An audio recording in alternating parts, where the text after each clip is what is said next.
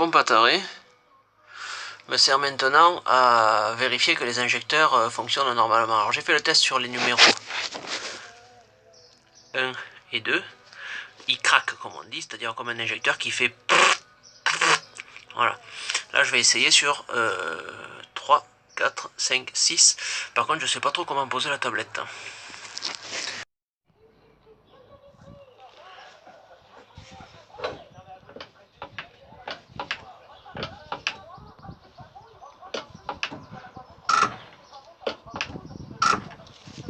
Voilà, là on l'a entendu craquer. Vous pouvez le voir, la pompe à eau que j'ai déposée hier est extrêmement rouillée, puis surtout elle est bloquée. Alors, j'ai eu l'idée d'essayer un truc, c'est le dérouillage électrolytique, dont beaucoup de personnes parlent, et en même temps, dans l'état qu'elle est, ça peut pas vraiment être pire, puisqu'elle est, comme je disais, bloquée.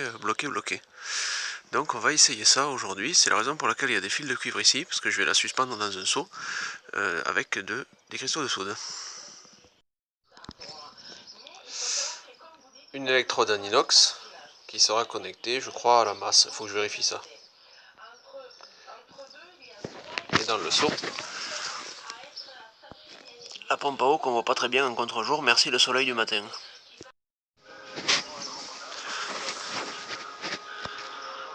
Bon, merci le contre-jour. La pompe est plongée pour le moment dans de l'eau déminéralisée.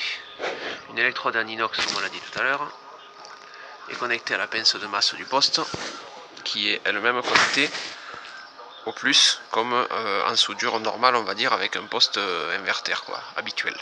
Je l'ai réglé sur 40 ampères pour pas secouer trop le truc. La pompe, pour le moment, est suspendue à des fils de cuivre qui sont eux-mêmes reliés à la pince, comme si on devait souder. Et je vais mettre maintenant des cristaux de soude progressivement. J'ai mis juste une petite cuillère de cristaux de soude et on voit déjà un dégagement de bulles. Donc on va bien agiter tout ça avec quelque chose de non conducteur pour voir ce que ça donne. C'est assez rigolo parce que ça bouillonne, bon, pas follement, hein, c'est maîtrisé, mais ça bouillonne et assez rapidement il y a des surfaces qui se sont mises à blanchir. Assez intéressant. Et bien sûr il y a des cristaux de soude qu'on voit et qui donnent une impression de surface encore plus blanche, hein. Il ne faut pas s'y fier trop, en attendant que la pièce sorte.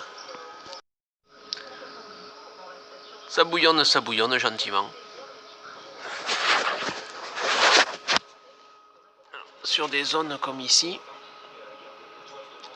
on arrive à enlever un petit peu ce qui se crée en surface et à voir effectivement que c'est plus clair, mais je sais pas si sur la vidéo on le voit bien.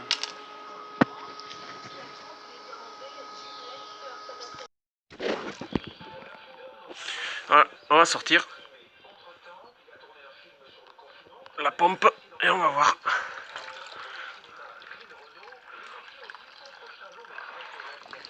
Alors c'est très noir,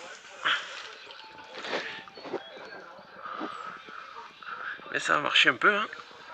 Oh putain c'est lourd.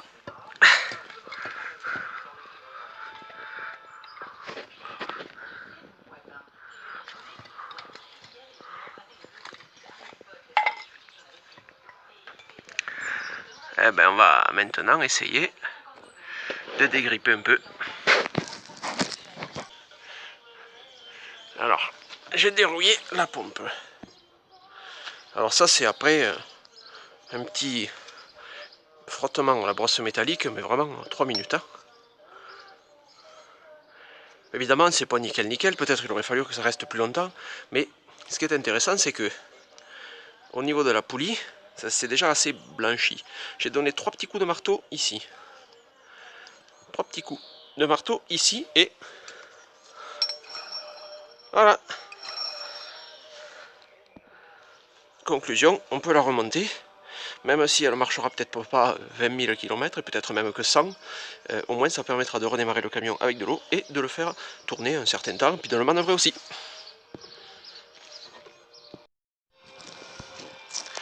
J'ai absolument pas pu faire de vidéo quand j'ai démonté le filtre à huile parce que tout était dans un gras et dans un goudron abominable.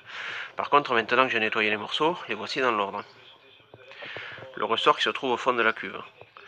le couvercle, la grille et le couvercle antagoniste qui sert le filtre à huile neuf que j'ai ici.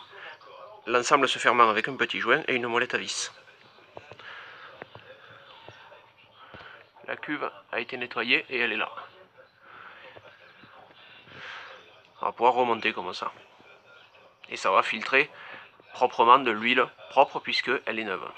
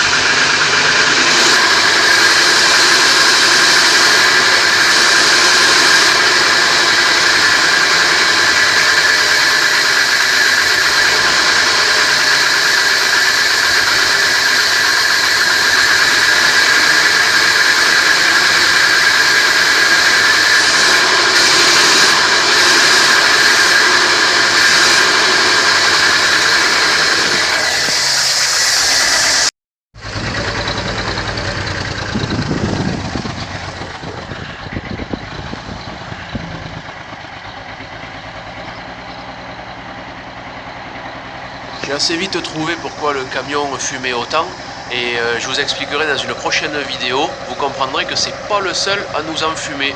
A très vite.